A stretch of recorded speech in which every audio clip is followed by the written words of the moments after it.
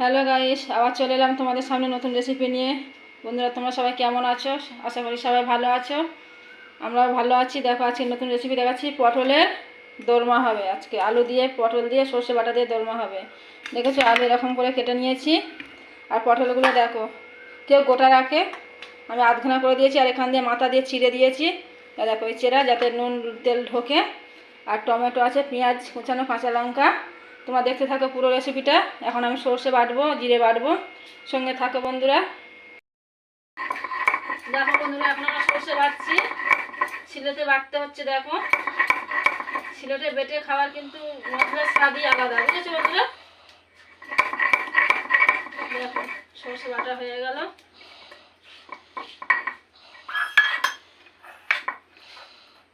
এবার আমরা জিরে বেটে নেবো। জিরে বাটা হয়ে গেল। জিরে খুব শক্ত, শিলে বাটা যায় না, কষ্ট হয় খুব। দেখতে পাচ্ছ, জিরে বাটছি। হয়ে গেল আমার জিরে বাটা। তোমরা দেখতে থাকো পুরো রেসিপিটা, তোমাদের দেখাবো। দেখো, আমরা এখন কড়াই তেল দিয়ে দিয়েছি। তেলটা গরম হয়ে গেছে, দেখছো। এবার আমার পটলটা দিয়ে দেবো। পটলটা ভেজে নেবো ভালো করে। পটল আলু যত ভালো করে ভাজবে তত ভালো করে পটলের দোরমাটা হবে, সুন্দর হবে খেতে। পটল এখন কড়াই দিয়ে দিচ্ছি আমি।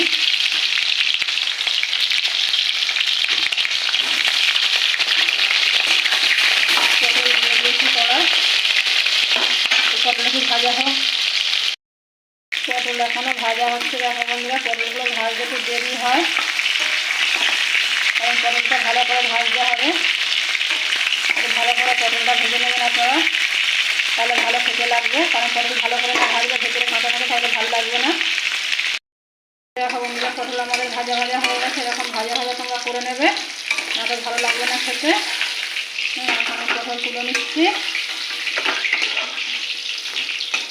দেখছো, পটল আমাদের তোলা হয়ে গেল। পটল তুলে নিলাম।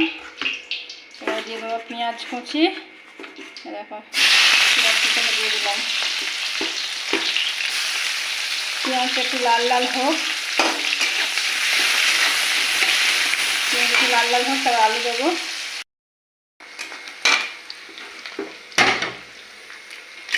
পেঁয়াজ একটু ভাজা ভাজা হয়ে গেছে। এবার দিয়ে দেবো আলু।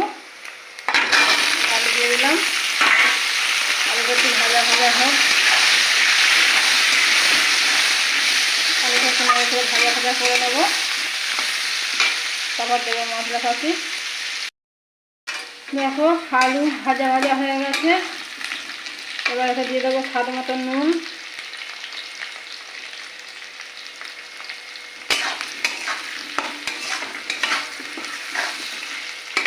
তার মধ্যে দিয়ে দেবো টমেটো।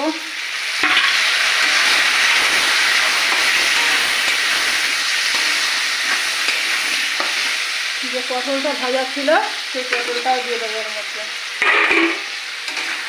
ভালো করে এখানে নেড়ে করে নেবো। দেখে থাকো তোমরা। এবার দিয়ে দেবো আদা রসুন।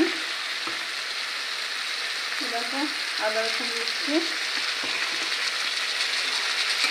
আদা রসুন দিয়ে ভালো করে নেড়ে করে নিয়ে গন্ধটা, আদা রসুনের গন্ধটা মরে গেলে তারপরে মশলা দেবো।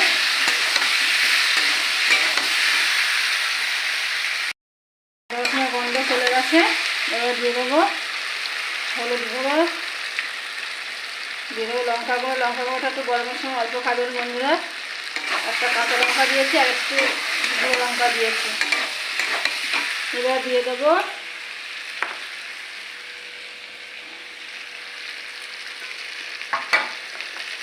এটা হচ্ছে সর্ষে বাটা।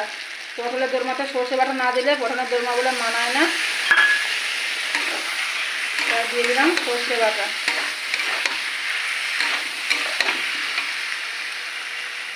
দেখে থাকো, একটু কষে নিই ভালো করে। অনেকক্ষণ দিয়ে আমি কষলাম, কষা হয়ে গেছে। এবার জল দিয়ে দেবো। এই জল দিয়ে দিলাম। বেশি ঝোল রাখলে ভালো হবে না, মাখা মাখা রাখতে হবে, তাই আমি অল্প করে জল দিলাম। জলটা ফুটুক, তাও ঢাকা দেবো। দেখো তরকারি ফুটে গেছে, এখন আমরা দিয়ে দেবো জিরে বাটা। জিরে বাটা না দিলে তরকারির স্বাদ হয় না বন্ধুরা। ছিলে বেটে যদি তোমরা জিরে দিতে পারো খুব ভালো তরকারির স্বাদ হয়। যেটি ভালো করে নেড়ে ছেড়ে নেবো।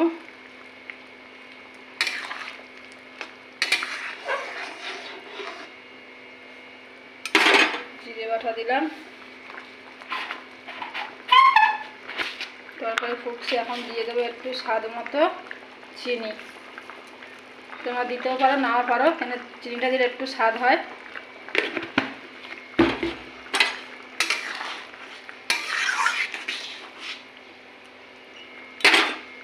ঢাকা দিয়ে দেবো,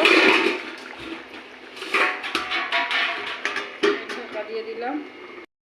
দেখো বন্ধুরা আমাদের পটলের দরমা হয়ে গেছে। এই পটলের দরমা হলে এক মুঠো ভাত আপনারা কিন্তু বেশি খাবেন। ভালো করে দেখবেন রেসিপিটা, পুরো রেসিপিটার সঙ্গে থেকো বন্ধুরা। দেখো আমরা তরকারিটা ঢেলে নেবো। দেখো বন্ধুরা আমাদের পটলের দরমা হয়ে গেছে, দেখতে পাচ্ছ। তোমরা পুরো ভিডিওটা দেখো প্লিজ বন্ধুরা। ভালো লাগলে লাইক করো, সাবস্ক্রাইব করো, সঙ্গে থেকো। সবাই ভালো থেকো, সুস্থ থেকো। আবার দেখা হবে পরের ভিডিওতে। Tata, bye bye.